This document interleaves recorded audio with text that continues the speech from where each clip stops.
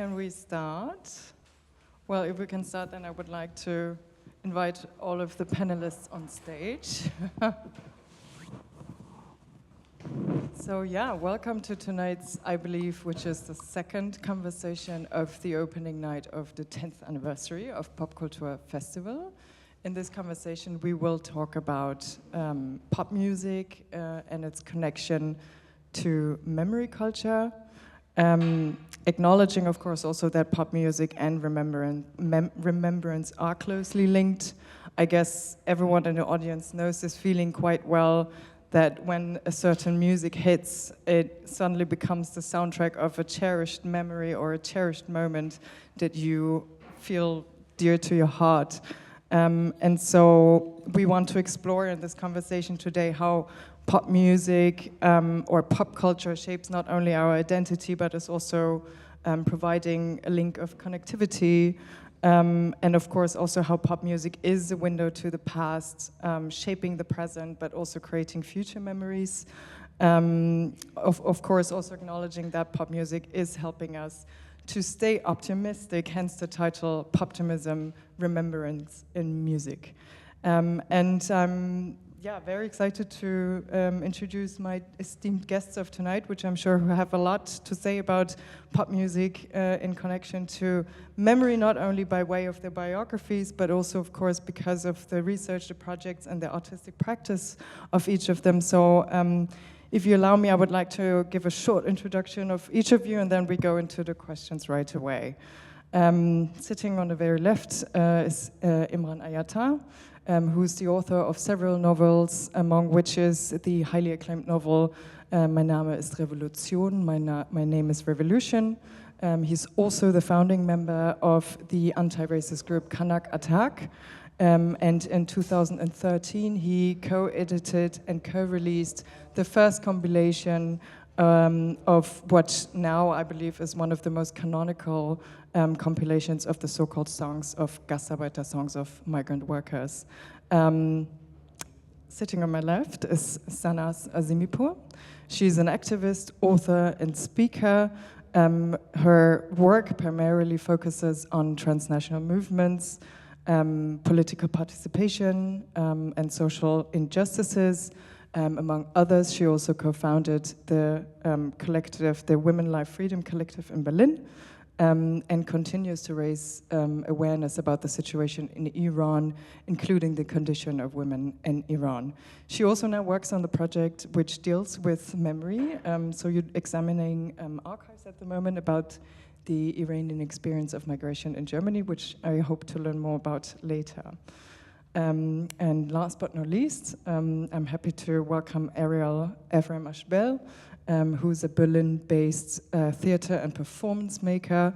With his collective, international collective, he creates interdisciplinary stage shows which blend historical, political, theoretical, but also pop cultural references.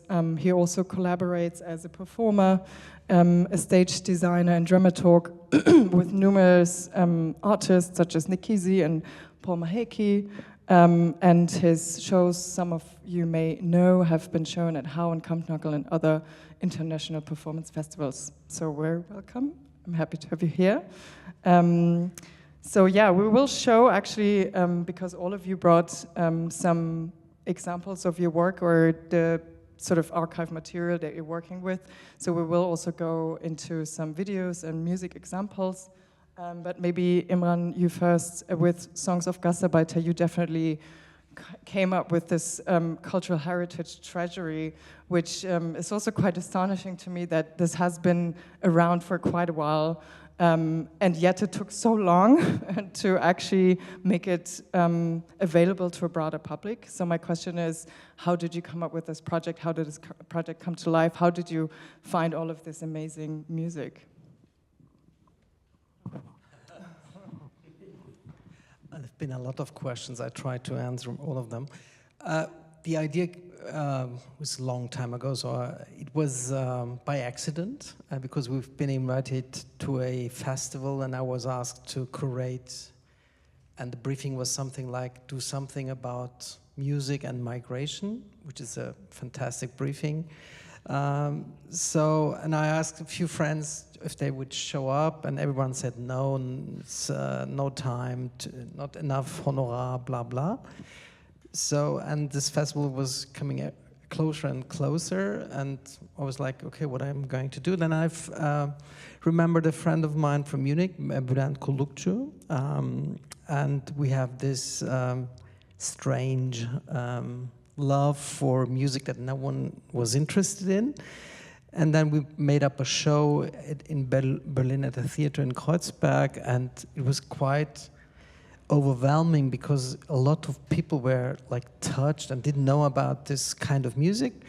And then we continued, and that's like about 14 years, and we did 2 records with music written and produced in Germany by so-called Gastarbeiter, guest worker.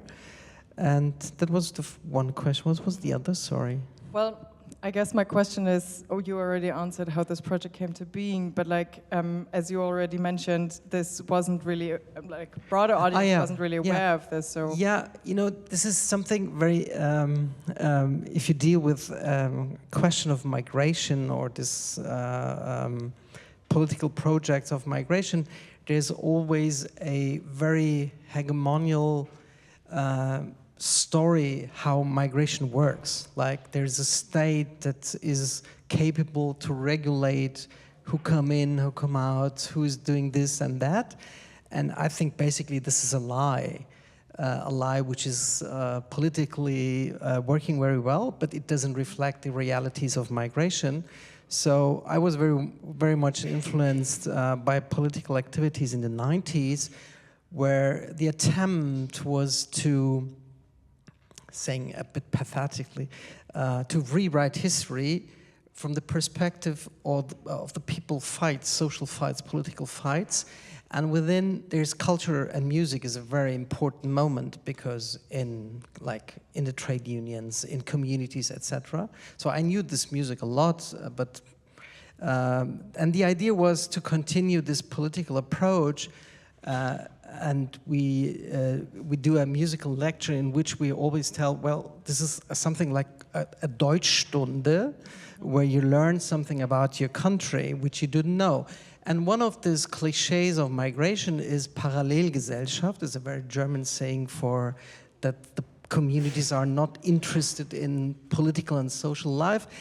And the opposite is the truth.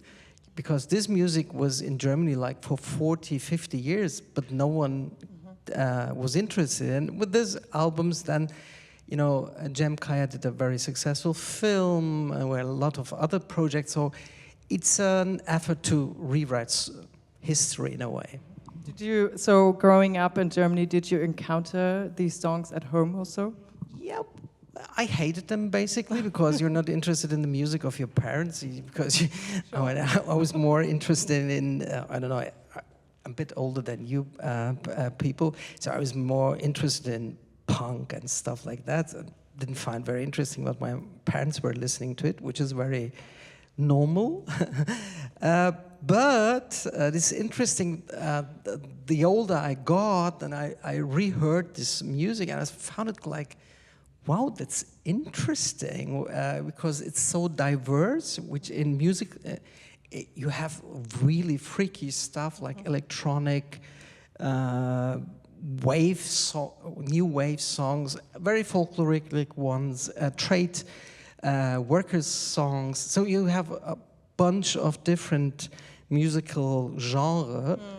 And that surprised me by, you know, going to the archives, finding this music. So it was very, I was astonished, I have to admit, and I was quite thrilled by the diversity of this music.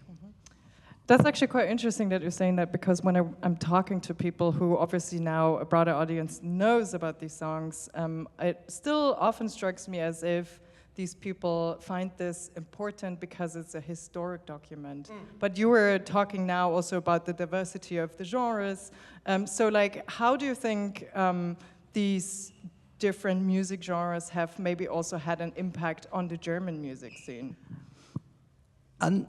Not very much, to be honest, because the German music industry, if I may say that in general, was very ignorant, as the society was very ignorant due to the living of migrants in this country. So there's a very nice anecdote about David Bowie in Berlin. When he was in the 70s in Berlin, he walked around and he saw in this walls Turkish paroles and slogans. And he asked his friends, what is this Yaşasın, Yaşasın? And no one could answer him this question. And Bowie was like to his friends like Romy Haag, etc., why don't you know it? Mm-hmm. They said, we don't know, it's Turkish. And there are different stories of that Bowie called Turkish embassy and asking about what is this Yaşasın, and then he made this song on Lodger, Yaşasın, and after that you see German bands starting to write music about Turkish migrants like Ideal, Abwärts, punk bands as well, covering Turkish or using Turkish samples. But I think it started with David Bowie, which tells a lot about German music industry.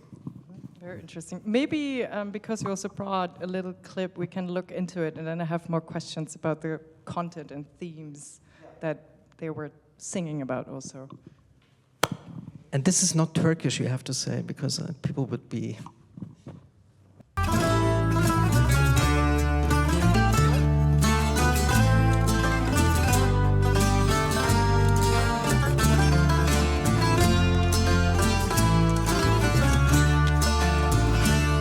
Μηχανές που κυβερνούν ρυθμίζουν τα όνειρά σου,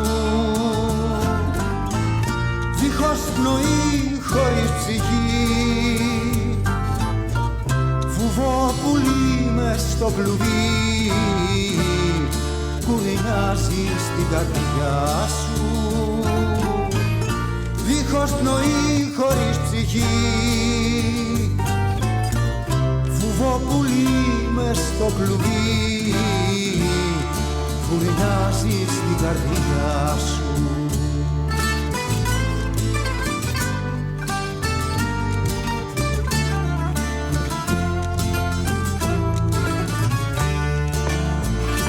Πρωτομαγιά σε ξένη γη, λουλούδια κι αμφιτρώνουν, τα όνειρα είναι πλαστικά, τα αισθήματα ηλεκτρονικά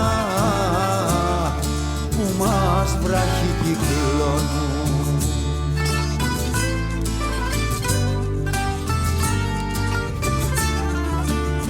Okay, we'll stop right and there. And it goes on like that. Yeah.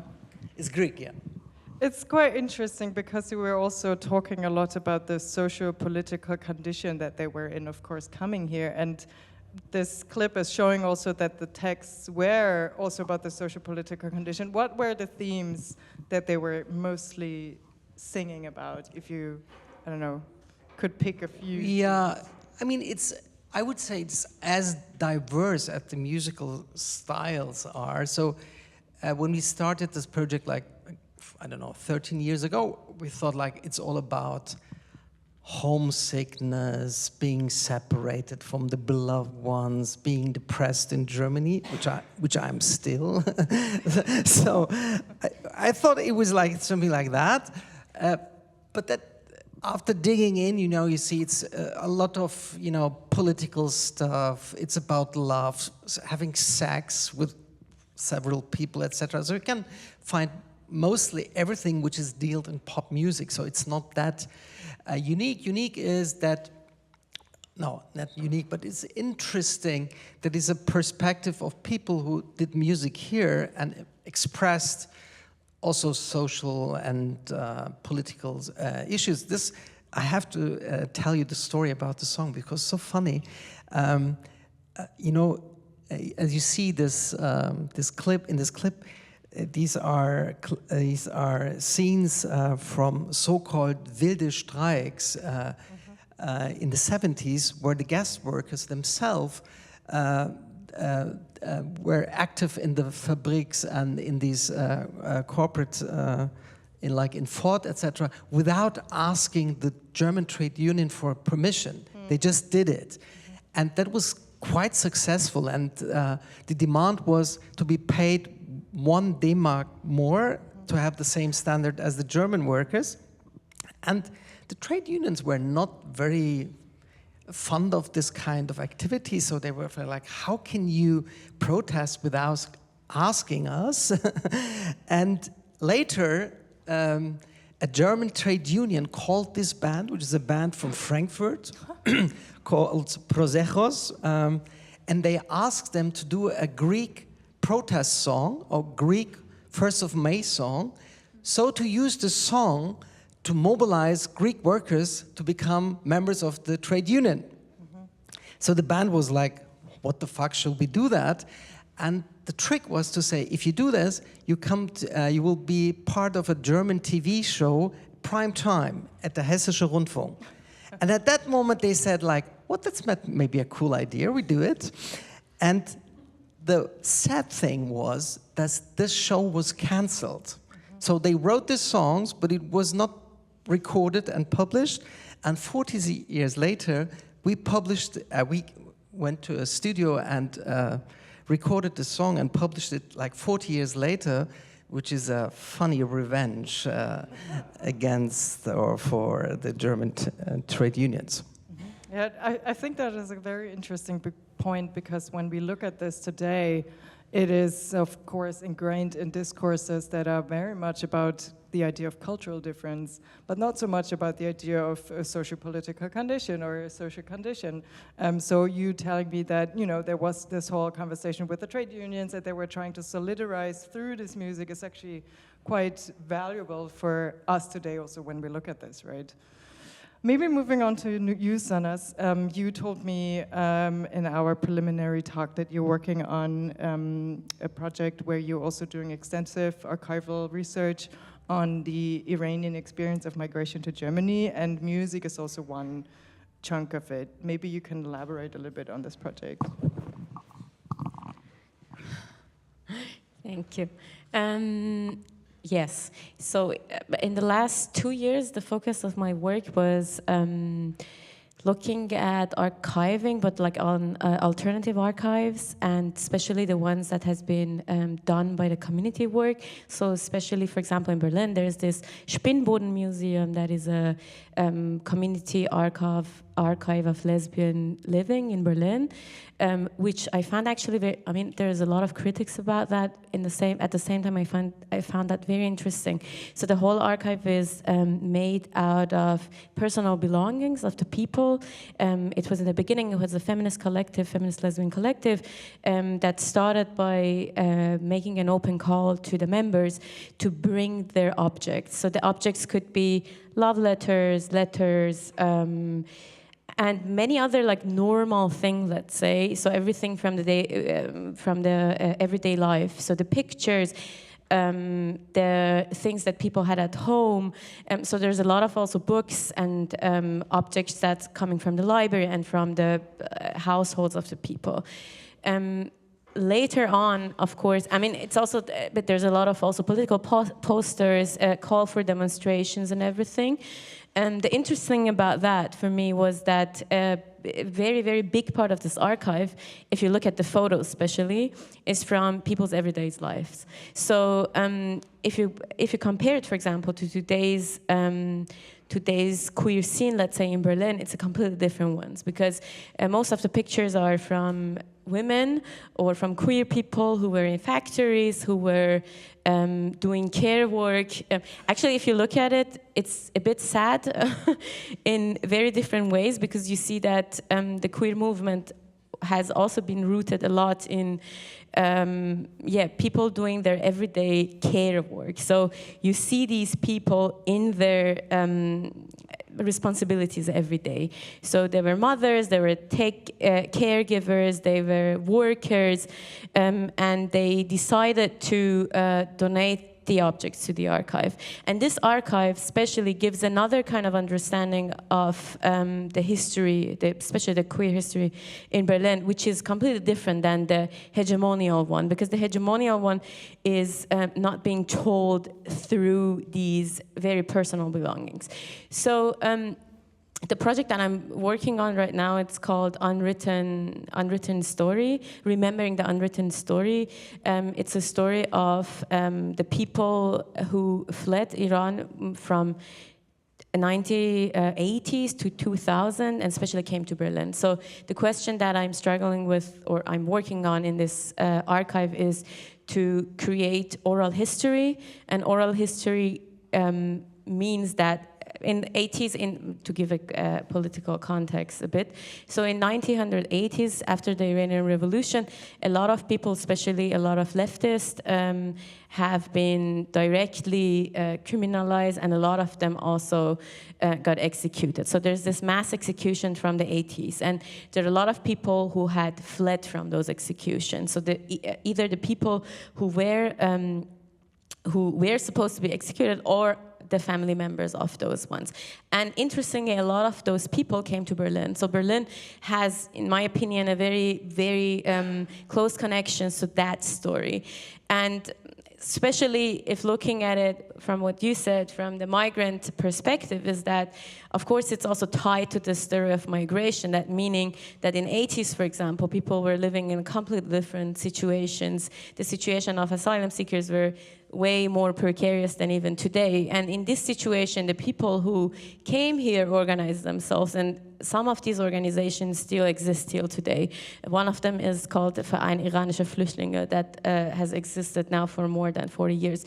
In the beginning, the organization was mostly about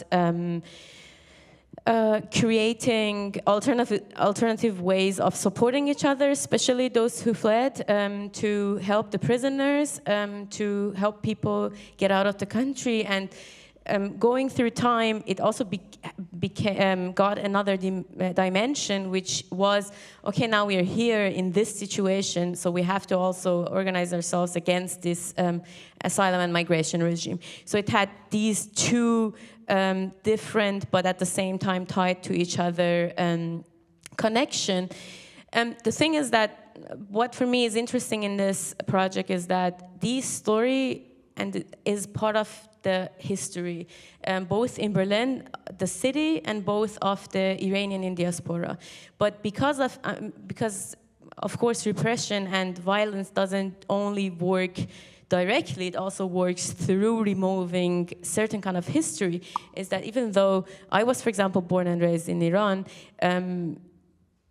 and in a political family, even though that I didn't know at least 90% of the history that has happened.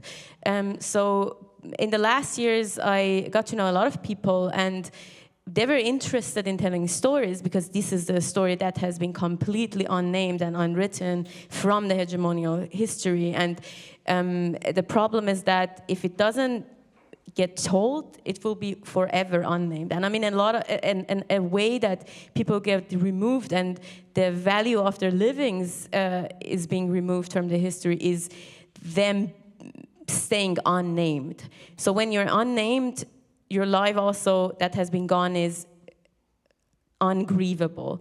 So the question of grief, and whose grief has been taken seriously and whose grief even had a place in the history, I think is the question of which historical remembrance practices are we working on. So through that, right now I'm working on this archive of oral history. So this oral history is speaking with different people. It's not very like interview based, but mostly actually working on relational work with people. So going through different places, and which are tied in Berlin, and what they experience there and what they experience here, and especially with the focus on the political organization. And how does music play into it? Good question. Good question. Actually, before coming to this, I had to ask several people, because I have a different kind of like musical remembrance. They had a different musical remembrance. I think What is interesting is that a lot of songs that they were using for organizing before the revolution and after the revolution are still the songs that will played in the political movements right now. So I don't know, some of the famous ones that are from Said Sultanpur, for example, are the ones that keeps being repeated in different movements, even though they were originally from, for example, one of the singers that was part of Fadaiyan, which was a leftist organization back then. So through the time, it somehow lost its, let's say, ideological association with these political organizations, and new generations could somehow reclaim this music and with that, these songs. So I find it very interesting to hear, to listen to these songs, because these songs also are working through connecting different generations and different struggles to each other through the time. And so music is also changing over time. Are the texts changing, or are the melodies changing? Like, how is it shifting? Definitely. I mean, like the songs that I originally wanted to show today were actually some rap songs that I find very, very interesting. Most of them are from my favorite rapper, who's called Fadai. But because there's no video, it wouldn't be interesting to show it here. So I brought 3 videos from 3 different times. So to give a context, like a lot of musicians and a lot of artists had to flee after the revolution, had to flee Iran and go to different places. Most of them, or a lot of them, also went to Los Angeles in US. And Haida is one of the biggest, iconic, most famous singers in Iran.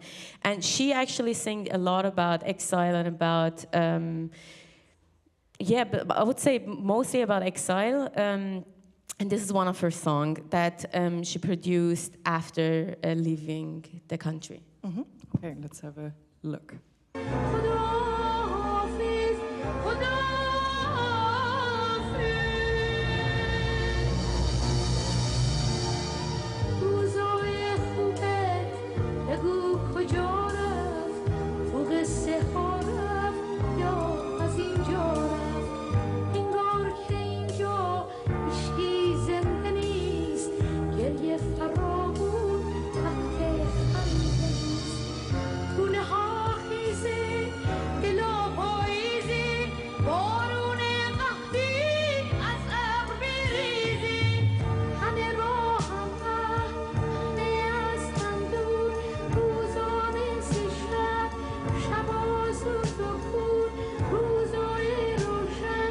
Okay, we'll stop here, but maybe you can elaborate a little bit on what so the name of the song is Ruzhay Roshan, which means bright days.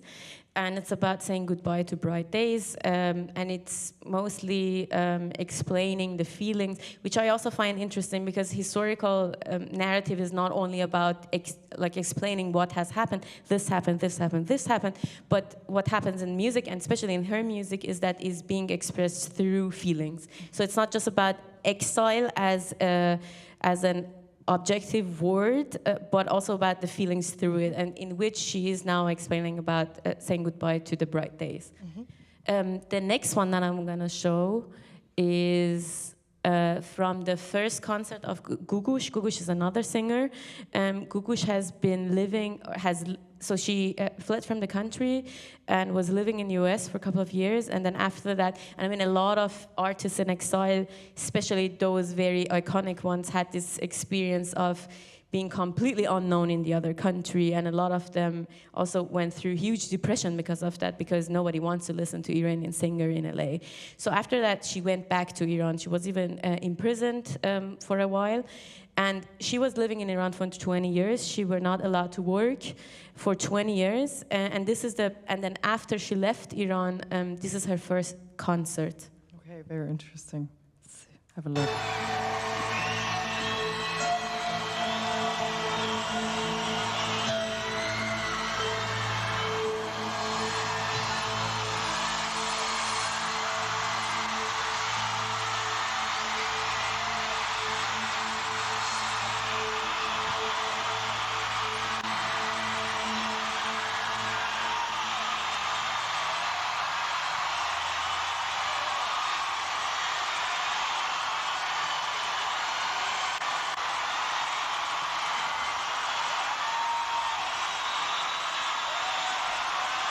Clearly a superstar.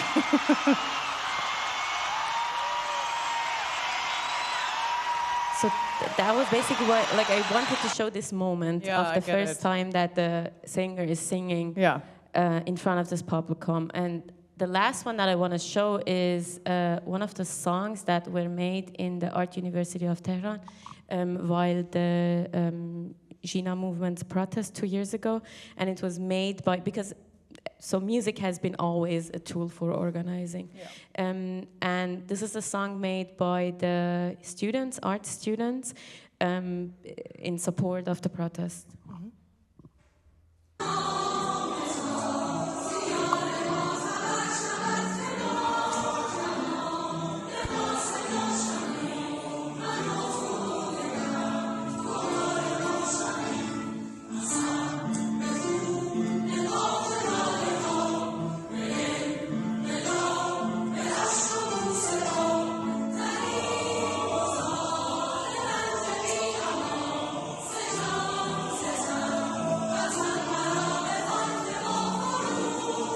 The melody is from, of course, the famous song El Pueblo that has also been used in many different languages, which is also connecting different political struggles in different times together. And by that also solidarizing these movements. Exactly. Of course. But like I was also wondering, watching this, I mean, we've worked together closely also, and I know that there are some really strong female positionings within the movement, and obviously in the Iranian political movements or conditions, there is a very strong sort of female empowerment going on. So like, how do these songs intersect also maybe with like female narratives and memory?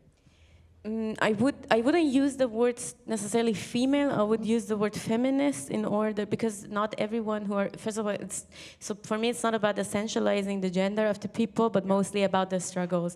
And I think because of that, I had the feeling that the situation of, especially like the movement, has been changed through different times. And I think in this special song and in the songs after and before that, so what happened through the movement was that the feminist struggle and the feminist question has been brought up more and more. So I would say that this movement is built on the different, like on the previous movement, which was the workers' movement that happened in the November 2019, which is connecting the class struggle to the feminist struggle. So I would say that in the beginning, if you will look at the political discourse, for example, after the revolution in Iran, in the beginning, of course, everybody would say, because it was also called an anti-imperialist, anti-capitalist revolution, so the question of feminism has always been the second priority. So it would be, if we will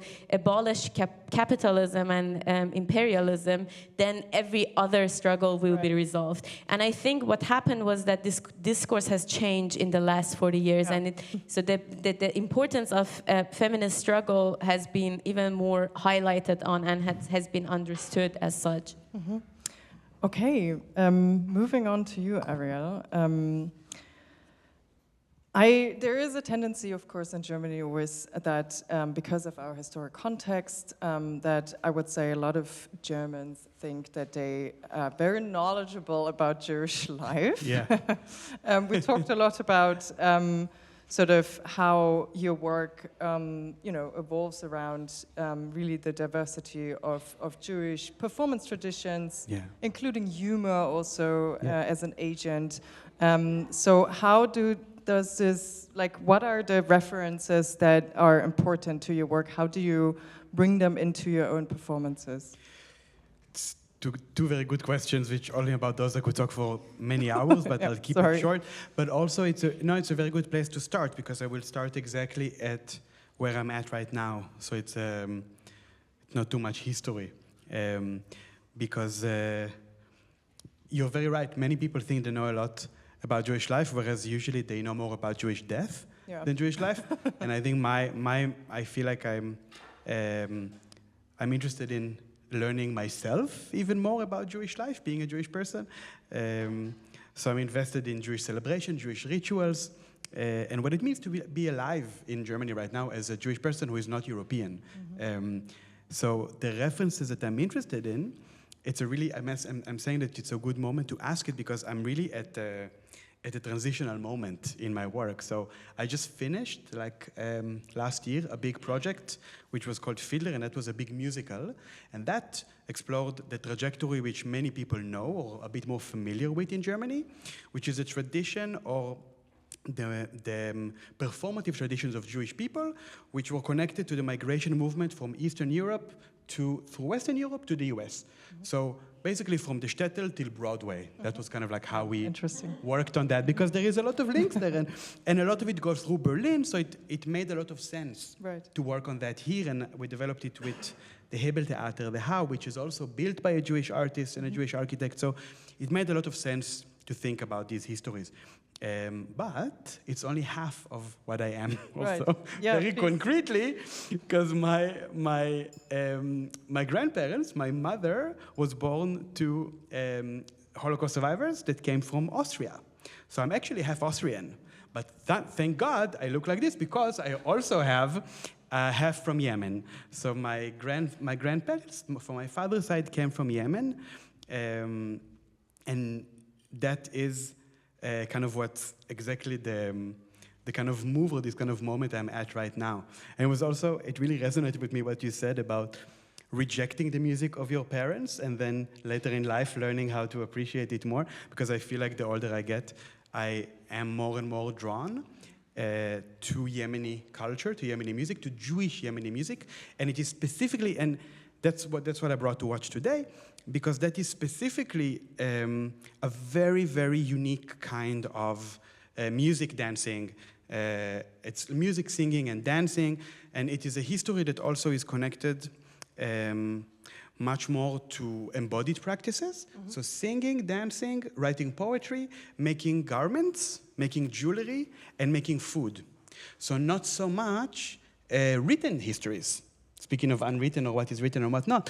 So about the histories of European Jews, it's much easier to learn because it was just written. You know? Have a rich written culture.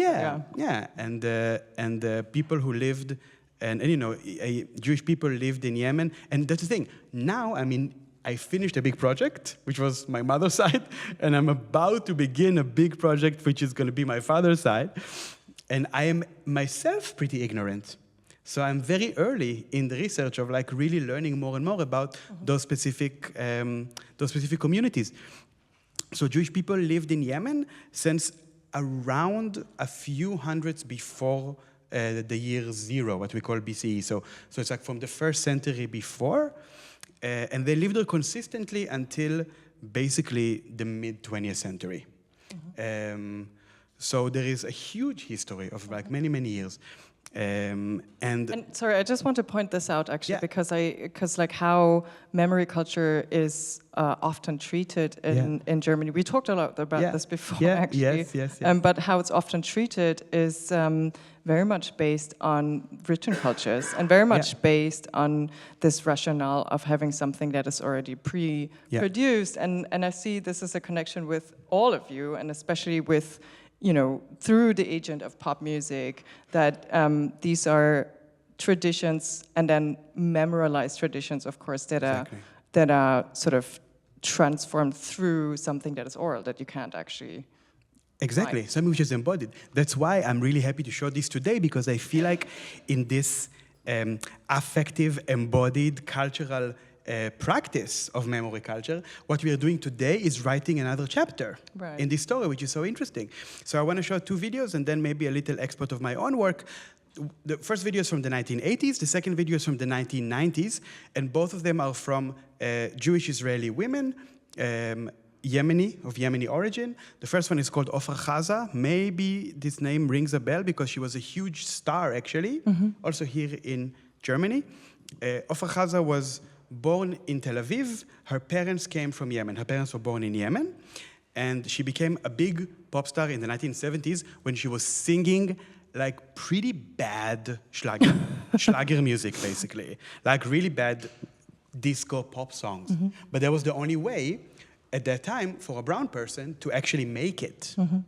She only had to sing. And then when she became kind of a star, she wanted to make her own, to make an album, to make music, which is based on her Yemeni roots. Right.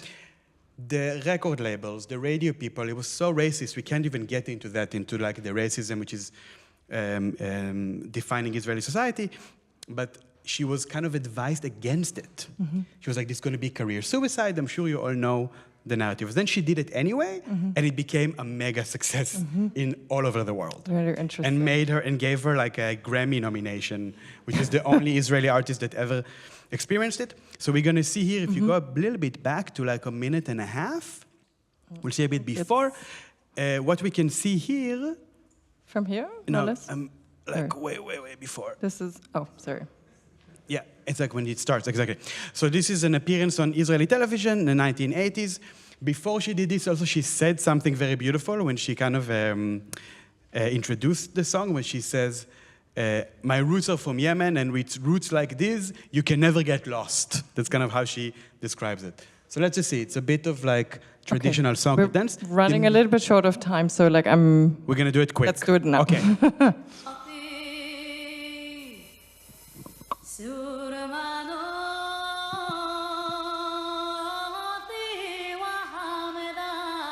The music, the songs are from the 16th century. It's really, really old stuff.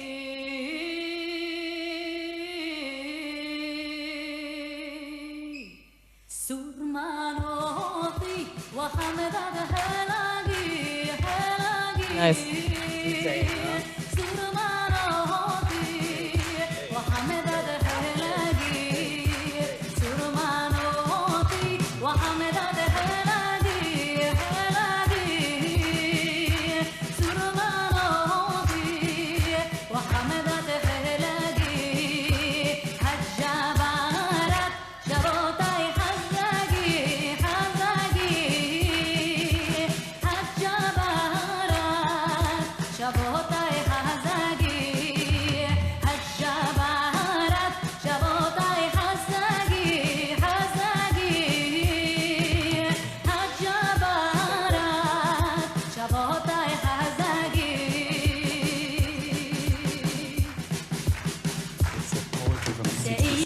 Yeah, so this is poetry from. Also skip it if it's. No, we still have. I think there was a little miscommunication on time, but I think we're good. Okay, we're gonna do it quick. I'm just gonna showing selections.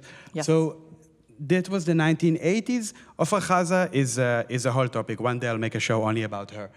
This one is her name is Achinoam Nini. This is in the 90s, so the next decade.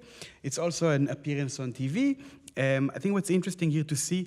So Ofra Chaza brought. What we saw in the video was already a version of embodied memory, right? Because these dances and these clothes and this music belongs to probably medieval times. Like, we don't really know how. So it already has a layer of memorializing through exactly. performance. And, she was born in a city. She was not born in the desert, So she's bringing already some kind of a layer of interpretation and bringing it into her own to her own time. Achinoam Nini did the same. So in the 1990s, she's Israeli-American of Yemeni origin, and she performed with these two women, a mother and daughter, who were also more traditional. Now, so you'll see it's also only voice and percussion, and the text is also 17th century. It's a poem from the 17th century.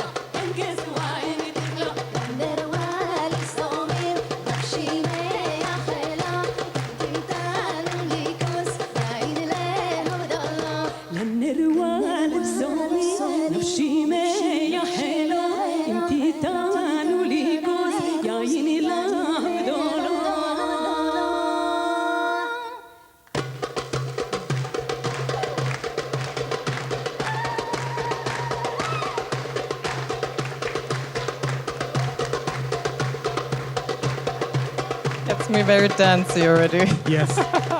Yes.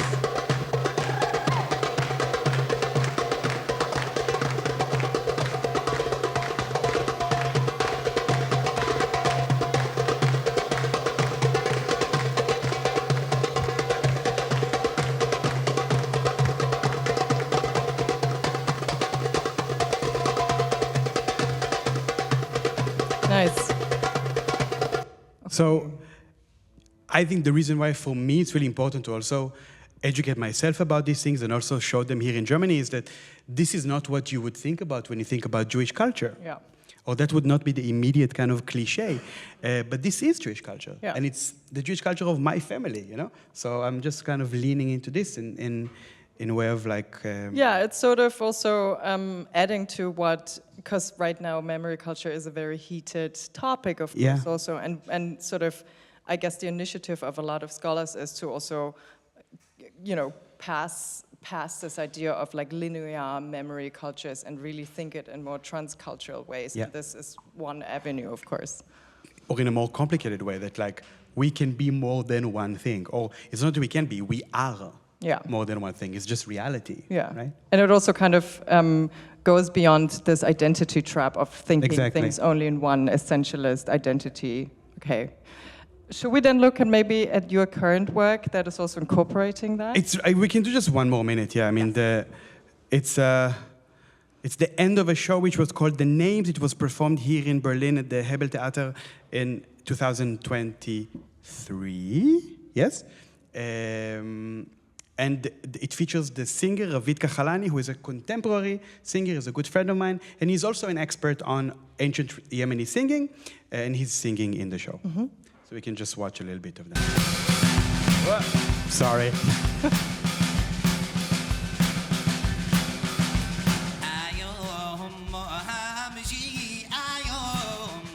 It's hard to see, but this is the garment he's wearing on his back. Like a garment with LED stripes.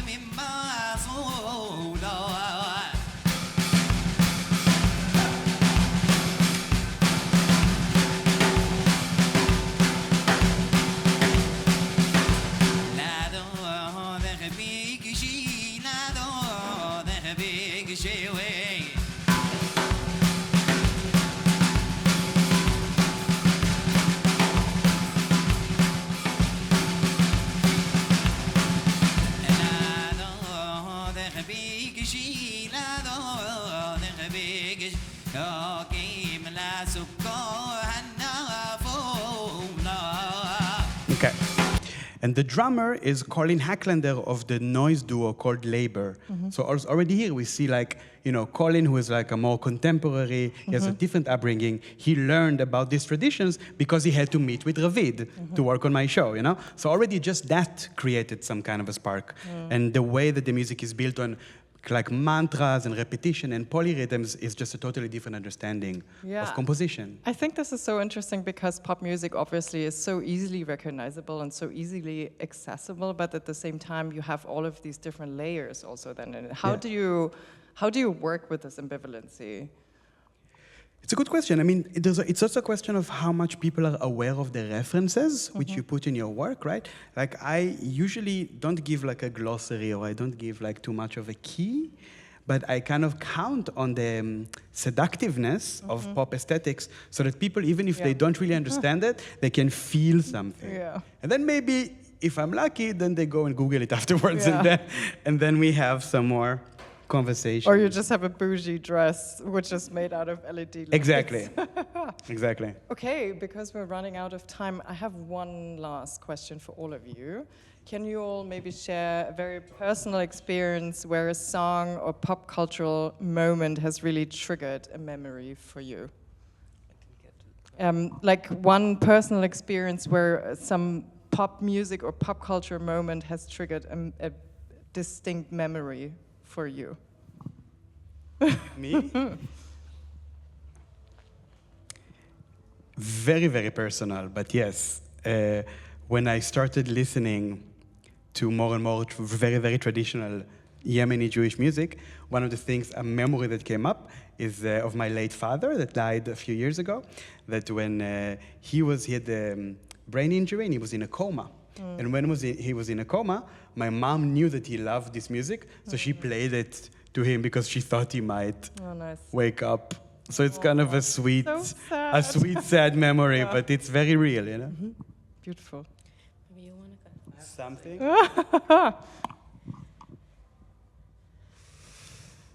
Yeah, I mean, now that you said that, I have a similar, not a similar one, but something that like traditionally happened somehow very randomly also in our family was that after somebody died, like on the to memorize to think about their memory, on the first night where let's say the what is it called, not the celebration but the other way around, the funeral was taking place.